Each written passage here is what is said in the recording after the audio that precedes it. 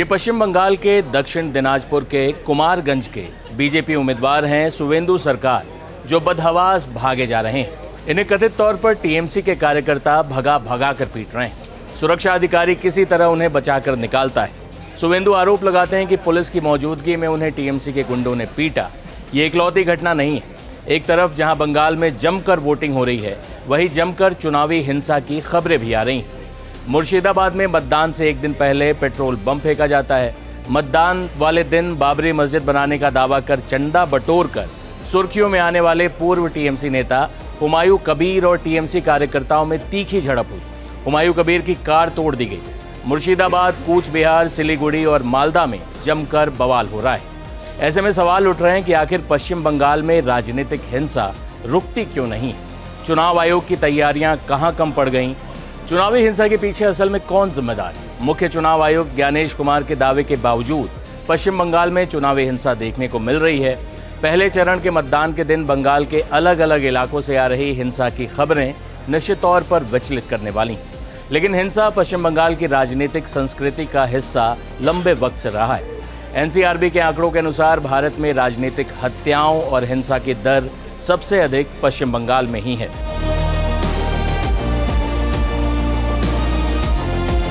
बंगाल का दुर्भाग्य है कि उसे हमेशा हिंसा का शिकार होना पड़ा है।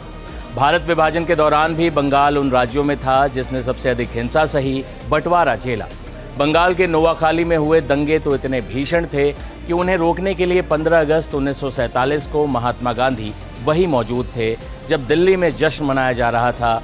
वो नोआखाली में हिंसा की आग बुझाने में लगे थे।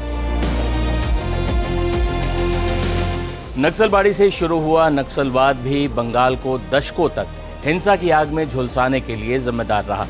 माओवादी विचारधारा का खूब प्रचार प्रसार रहा। सत्ता में भी कम्युनिस्ट पार्टी आ गई 1977 से 2011 तक। वामपंथियों के राज में बंगाल में चुनावी हिंसा लगातार जारी रही।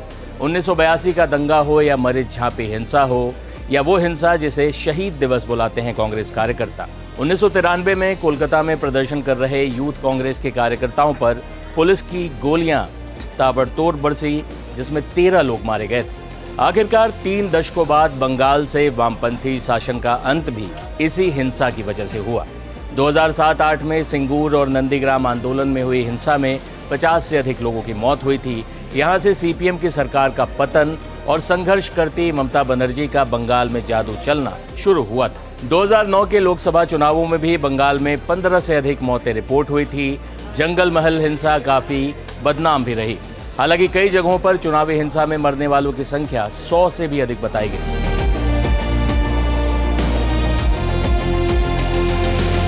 आखिरकार 2011 में ममता बनर्जी बंगाल की सत्ता पर काबिज हुई। सत्ता तो बदली लेकिन संस्कृति नहीं। ममता राज में भी बंगाल में राजनीतिक हिंसा की ये खराब संस्कृति जारी रही। मीडिया रिपोर्ट्स के मुताबिक 2011 में चुनाव के बाद करीब 50 वामपंथी कार्यकर्ताओं की हत्या कर दी गई थी।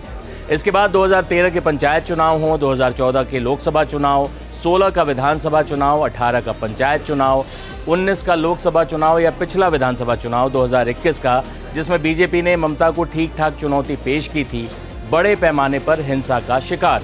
इन तमाम चुनावों में हिंसा जारी रही। इसी साल गृह मंत्री अमित शाह ने दावा किया था कि बंगाल में टीएमसी द्वारा 130 बीजेपी कार्यकर्ताओं की हत्या हो चुकी। वही साल 2023 में हुआ पंचायत चुनाव तो पश्चिम बंगाल के हालिया सालों के सबसे हिंसक स्थानीय चुनावों में से एक रहा। नामांकन शुरू होते ही जो हिंसा शुरू हुई वो मतगणना तक जारी रही।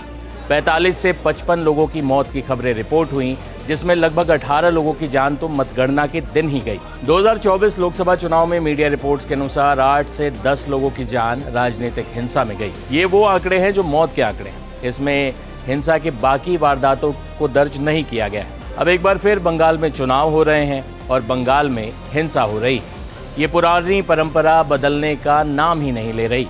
इस बार तो चुनाव आयोग को बंगाल में काफी विरोध भी झेलना पड़ा। लिहाजा मुख्य चुनाव आयुक्त ज्ञानेश कुमार ने तैयारियां भी काफी कराई, लेकिन हिंसा का दाग बंगाल चुनावों पर लग ही गया। ऐसे में बंगाल में हो रही हिंसा निश्चित तौर पर एक स्वस्थ लोकतंत्र के लिए बुरी खबर है। जाते जाते आपको हिंसा की इन दुखद तस्वीरों के साथ छोड़े जाते हैं, जो आज की ही हैं, मतगणना के पहले दिन की।